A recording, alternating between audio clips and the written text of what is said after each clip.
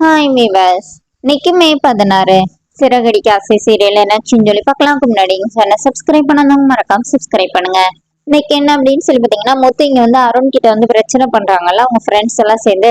இப்ப சத்யா கால் பண்ணி மீனா கிட்ட சொல்லிடுறாங்க. சொல்லிட்டு நான் வேணா போய் மாமாவை கூட்டு வரட்டானே. இல்ல வேணாம், ஏற்கனவே பிரச்சனையா இருக்கு, நீ தேவையில்லாம போய் பிரச்சனையில மாட்டிக்காத, அவரே வருவாரு அப்படிங்கிற மாதிரி மீனா சொல்லிடுறாங்க. அப்புறமா முத்து வீட்டுக்கு வந்தோடனே மீனா வந்து திட்டுறாங்க. இந்த மாதிரி உங்களுக்கு ஒரு காரும் லைசன்ஸும் போனதுக்கு இவ்வளவு பெரிய இதுவா, எங்களுக்கு எனக்கு வந்து அப்பாவே இறந்து போயிட்டாங்க, அப்ப நாங்கன்னா சின்ன பசங்க, அப்ப நாங்கன்னா எவ்வளவு கஷ்டப்பட்டிருப்போம், உங்களுக்கு ஏன் இந்த மாதிரி பண்றீங்கன்னு சொல்லிட்டு முத்துவை சத்தம் போட்டு அப்புறமா சாப்பிட வைக்கிறாங்க. அப்புறமா ஆறுதல்லாம் சொல்றாங்க.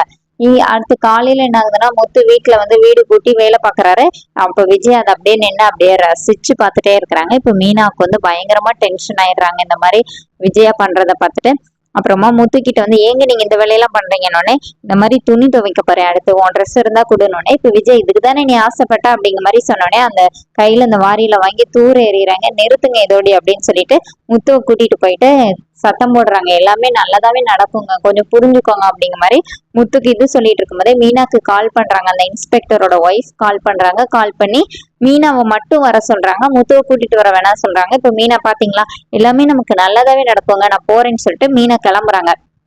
இங்க என்ன ஆகுதுன்னா, சிட்டி வந்து ரோஹிணியை வர சொல்லி இருக்கிறாரு. அப்ப அந்த செயினை கொடுத்து இந்த மாதிரி இந்த செயின் 3 லட்ச ரூபாய் மதிப்பு வரும், ஆனா அவர் வந்து எனக்கு 1 லட்ச ரூபான்னு தந்தாரு, அவருக்கு ஏதோ எமர்ஜென்சின்னு, எனக்கு இப்ப வந்து அவசரமா பணம் தேவைப்படுது, நான் வாங்கின ரேட்டுக்கு உங்களுக்கு கொடுக்குறேன், வேணா வாங்கிக்கோங்க, இல்லாட்டி நான் பாக்கணும்னு. இப்ப ரோஹிணி வந்து இதை நானே வாங்கிக்கிறேன், ஆனா எனக்கு வந்து கொஞ்சம் டைம் வேணும் காசு கொடுக்கறதுக்கு அப்படின்னோடனே, சரி நம்மளுக்குள்ள என்ன, நீங்க எனக்கு சாவியெல்லாம் எடுத்து வந்திருக்கீங்களா, அதுக்காக உங்களுக்கு ஒரு கைமாறா எதனாச்சும் பண்ணலாம் நினைச்சுதான் இந்த மாதிரி பண்ணீங்கிற மாதிரி சிட்டி பேசிட்டு இருக்கிறாரு. அதோட என்னோட பேசி ரன் பண்ணிட்டாங்க. நாளைக்கு என்ன அப்படின்னா, முத்துவை வந்து எஃப்ஐஆர் போட்டு உள்ள தள்ளுறதுக்காக பிடிச்சிட்டு வராங்க.